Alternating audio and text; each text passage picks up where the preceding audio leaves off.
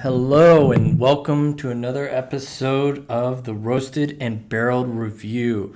And here we are on episode 3, season 5. It is our Summer of Scotch. Today we got Mescalito Coffee out of Brenham, Texas. And we have a Glenlivet double-barreled 12-year out of Scotland. I believe they're out of the Highlands. I probably should have done more research on that to actually be sure. But I do know to be a Scotch, as we mentioned in another episode, that to be a Scotch, it has to be from Scotland. So today we are going to discuss the differences between Scotch whiskey and bourbon whiskey. And one big thing that you will notice first, just by looking at the Glenlivet 12, is the color. This Scotch whiskey is a lighter. It has more of a golden color, where bourbon will have more of a reddish brown color, still kind of golden, but like a burnt gold.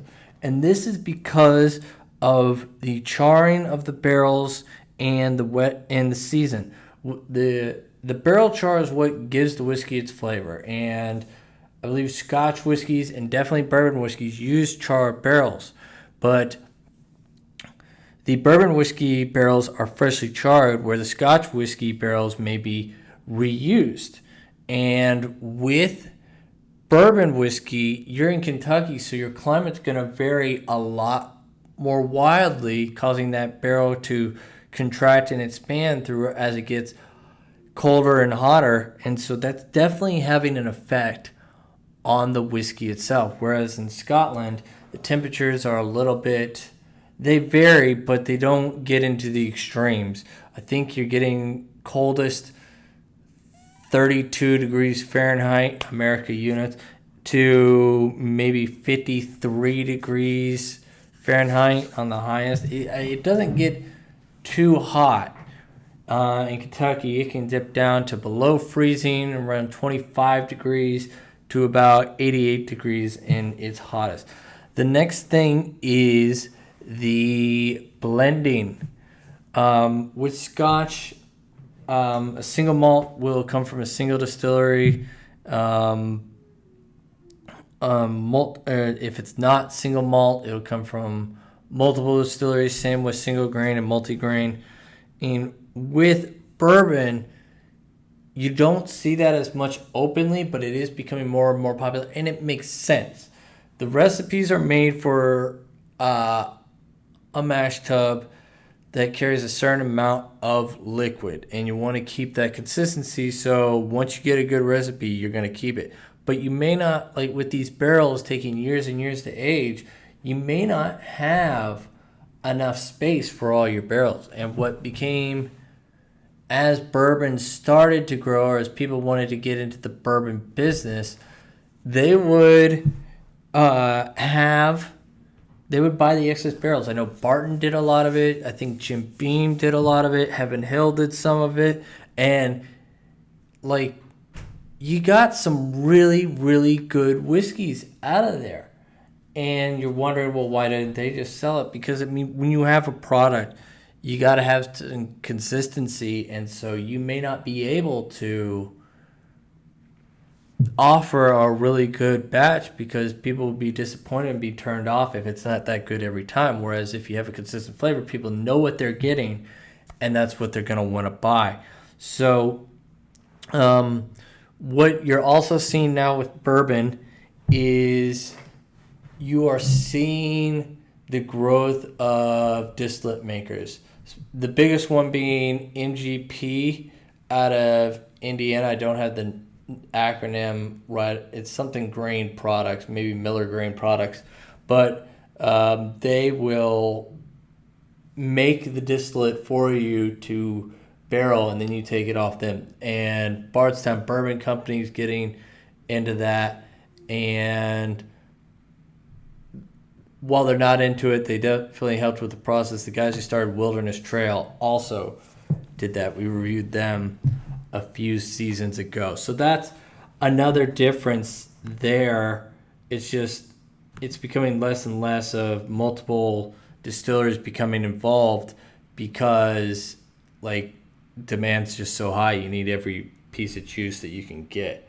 Another factor is the ingredients. The malted barley for Scotch whiskey carries a lighter, fruitier taste, whereas bourbon, the wheats and rye and corn seem to add a impact more strongly on the palate. The big difference maker with Scotch is they got the peat, and that adds an intense flavor that's very distinguishable. I have a dislike to peat. There's a bourbon, or there's a whiskey in the next episode that has a good peat flavor, where I've had some negative experiences with peat. It all depends. Like, I definitely think it's an acquired taste.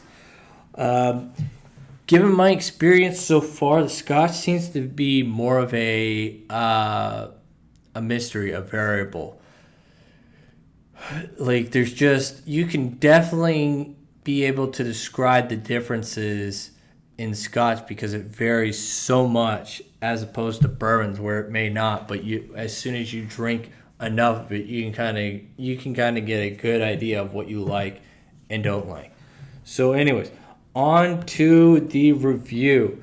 We'll switch things up and get to the coffee. Mescalito Coffee, the Easy Drifter edition. Light, medium roast level. This is a bold flavor coffee. There's definitely a lot of depth here, but it is a brief experience flavor. Like, once you taste it and get that experience, it doesn't linger long. So you're in luck if you don't like it, but I think you will. So I'm gonna give this a buy. With the whiskey, the Glenlivet 12, it is a double barrel whiskey, which means it basically, the juice spent time in two different barrels. That's becoming really popular in bourbon these days. Jim Beam's got one I haven't tried yet. We might do a comparison between all of them. But Jim Beam's got one. Brown-Forman has two.